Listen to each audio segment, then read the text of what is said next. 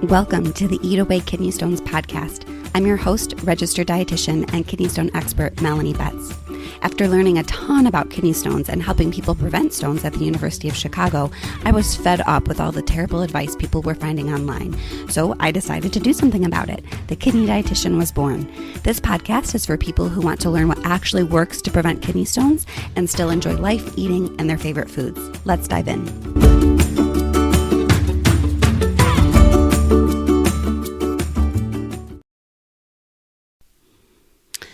Hello and welcome to the 98th episode of the Eat Away Kidney Stones podcast. As always, I'm your host, registered dietitian and kidney stone expert, Melanie Betts. And today we are diving into a question that I'm getting more and more about, and that is, what is the role of genetics or family history when it comes to kidney stone formation? I'm kind of hearing from a lot of people that they are getting the message from their doctors or other healthcare providers that if kidney stones, quote, run in your family, then you're just sort of doomed. Like, is there really anything that you can do to prevent stones? Is diet really contributing? Are there things that you can do to prevent stones or make stones more likely if you have kidney stones sort of in your genes? Spoiler alert, the answer is yes. There are of course things that you can do to prevent stones.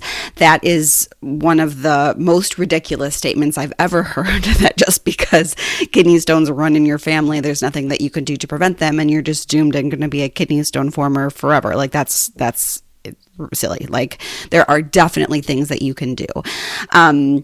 So I thought it might be interesting to dive into a little bit more about how genes play a role in kidney stone formation.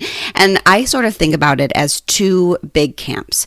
So the first sort of way, if you will, that kidney stones are tied to genes and a family history and genetics is if someone has a genetic disease, right? So like an actual diagnosed medical condition that has genetic ties. So something like primary hyperoxaluria type 1 or 2, something called cystinuria or dense disease. Those tend to be the biggest ones, MSK, right? These are medical conditions that massively increase your risk of forming kidney stones. And all of these things are pretty rare, I will say. Right? It's, all of those conditions are very, very rare. And so when we're talking about kidney stones running in the family, typically that's not what we're talking about, but obviously is an important part of the conversation when we're talking about genes and kidney stones, is that these genetic conditions make forming stones way more likely. And so that is certainly one way.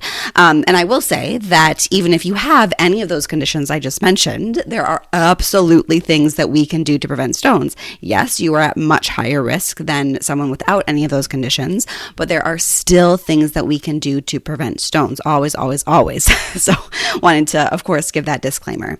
But the way that genes typically sort of contribute to kidney stones is in less overt ways, right? So you're not going to have an actual diagnosis, but there are things like sort of genetic mutations and genes that are associated with changes in your urine that are going to make stones more likely. And these things are not nearly as sort of severe or significant, if you will, as those diseases that make stones more likely. But I believe that there's over like 40 genes so far that have been tied to a higher risk of stones.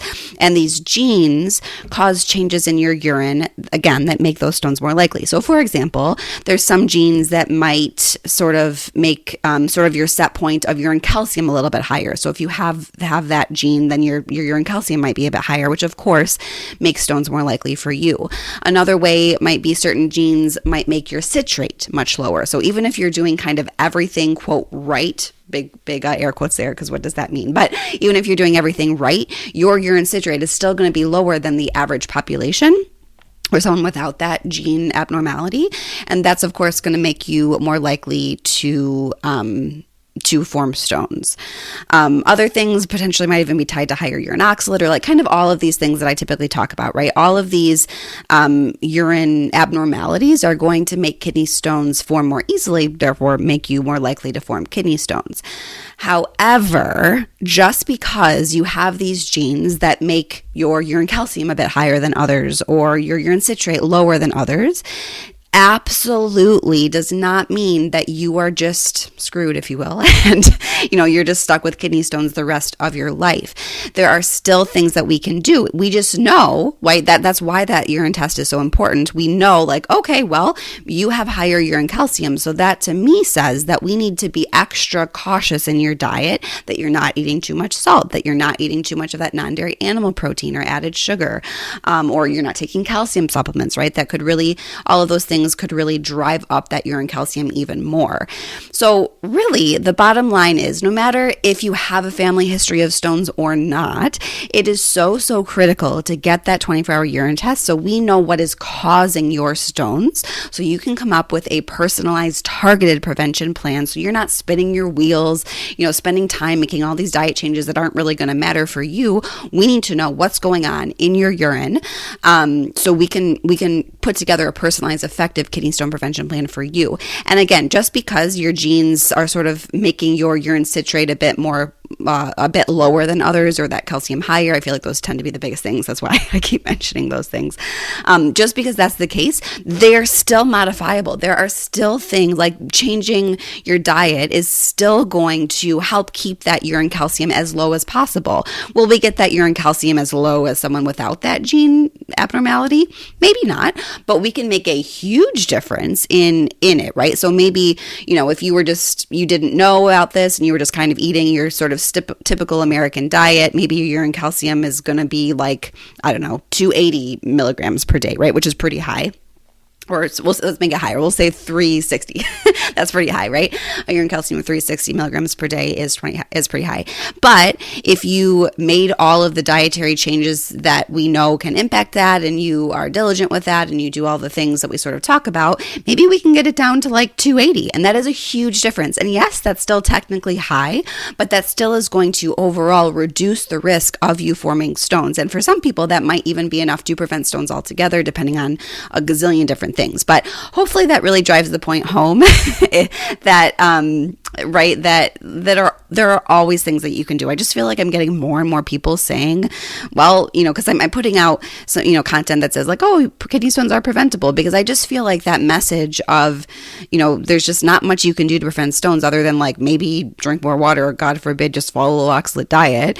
And you're just sort of like you just don't have control over the situation. And that's so not true. No matter who you are, no matter why you're forming stones, no matter if you have that strong family history, or even if you have those genetic conditions that make you predisposed to form stones, there are always things that we can do to at least reduce the risk of you forming more stones. Now, I cannot sit here and say I can guarantee you'll never form another kidney stone. That would be completely disingenuous, and that's just simply not how medicine works. And if anyone tells you that that is the case, they are lying and just trying to sell you something, and I would run very far from them. But I can tell you that there are always things that we can do to at least reduce the risk of forming stones. A great example is I've worked with many people who have a condition called medullary sponge kidney, MSK, or medullary sponge disease, MSD, kind of the same thing.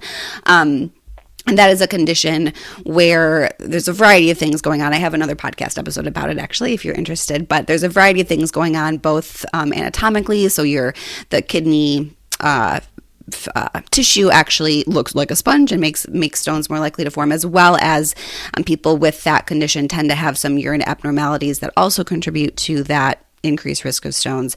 So anyway, these people oftentimes are forming stones, they're passing stones, say 6 to 10 times a year, which is terrible. I cannot imagine. But I've worked with some people who are forming stones that often, and we've been able to stop them. I've worked with other people, and we've been able to at least get it down to 1 to 2 times a year. And I don't know about you, I would much rather be passing a stone 1 or 2 times a year versus 6 to 10 times a year, right? That is a huge difference. And so again, no matter who you are, there are things that you can do to reduce the risk of stones.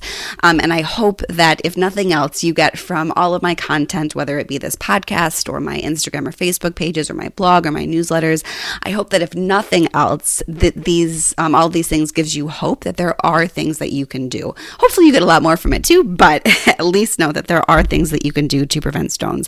And of course, if you want to work with us more directly and help you come up with that truly personal personalized kidney stone prevention plan, again, that is really targeted to your urine risk factors, really targeted and to exactly what is causing your stones. We have a variety of ways to do that. You can work with us in our course, Kidney Stone Nutrition School, and we also have a team of registered dietitians who are specialized, who have training in kidney stones, which is very rare, I will say, unfortunately. But they've all been trained. They've gone through my dietitian kidney stone training program, so know how to interpret that 24-hour urine test and know how to come up with a personalized kidney stone prevention plan for you. So both of those options are always available for you if you would like to work with us to really come up with, again, that effective, targeted prevention plan. So, as always, I hope that you enjoyed this episode of the Eat Away Kidney Stones podcast, and I hope to see you next Wednesday. Also, as always, if you would like to submit a question for a chance to get answered on the podcast, I would love to hear from you. You can submit questions at kidneystonepodcast.com. And yeah, I would love to hear from you. I love doing those listener question episodes. So, I hope you have a wonderful day, and I will see you next week on the podcast. Thank you for listening to today's episode. For more help with kidney stones, check out my website, www.thekidneydietitian.org. For more personalized help from me, check out my online course, Kidney Stone Nutrition School. VIP enrollment includes help directly from me. I can't wait to see you there and help you prevent kidney stones. Have a great day.